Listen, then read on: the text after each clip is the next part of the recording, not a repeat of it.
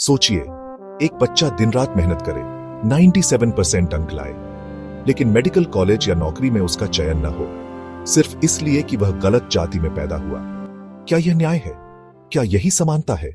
जब भारत का संविधान बना, तब हमारे समाज में गहरी असमानता थी।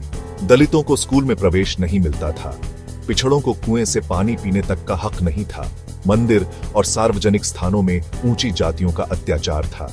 तब बाबा साहेब अंबेडकर और संविधान निर्माताओं ने साहसिक कदम उठाया। आर्टिकल 15(4) और आर्टिकल 16(4) जोड़े गए ताकि सामाजिक और शैक्षिक रूप से पिछड़े वर्गों को शिक्षा और नौकरी में अवसर मिल सके। यह एक इलाज था, सदियों के घावों को भरने का। लेकिन साथियों, 75 साल बाद तस्वीर बदल चुकी है।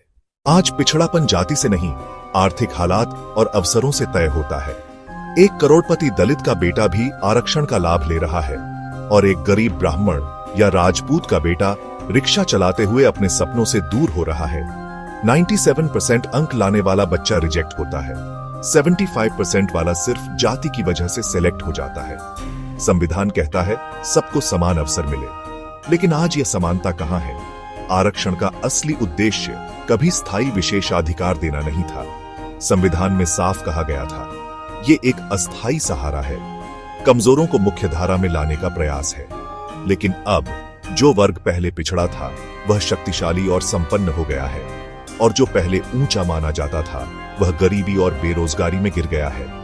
जो कल पिछड़े थे वे ऊंचे हो गए, जो कल ऊंचे थे वे पिछड़ गए। हम यह नहीं कहते कि मदद बंद कर दी जाए, हम कहते हैं मदद सही हाथों तक पहुंचे।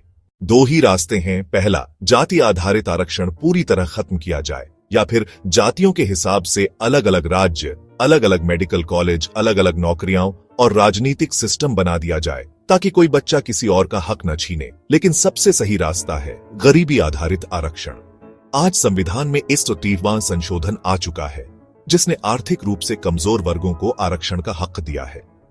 अब जरूरत है कि इसे पूरी तरह लागू किया जाए और जातिगत कोटे की समीक्षा की जाए। हमारा आंदोलन नफरत का नहीं, न ही ऊंच नीच का है। ये आंदोलन है मेहनत का हक छीनने के खिलाफ, बाबा साहेब अंबेडकर के असली सपने को पूरा करने का। हम चाहते हैं कि कोई बच्चा सिर्फ जन्म की वजह से वंचित ना हो, कोई गरीब चाहे किसी भी जाति का हो, शिक्षा और नौकरी से बाहर ना हो। हर मेहनती नागरिक को उसकी मेहनत का पूरा फल मिले। दोस्तों, अब समय आ गया है कि हम खामोश न रहे। आओ मिलकर आवाज उठाएं, ताकि सरकार हमारे बच्चों का दर्द सुने, संविधान का असली सपना जिंदा हो। समान अवसर, समान शिक्षा, सच्ची बराबरी, इक्वल अपॉर्चुनिटी, ट्रू मेरिट, यही है असली समानता। धन्यवाद।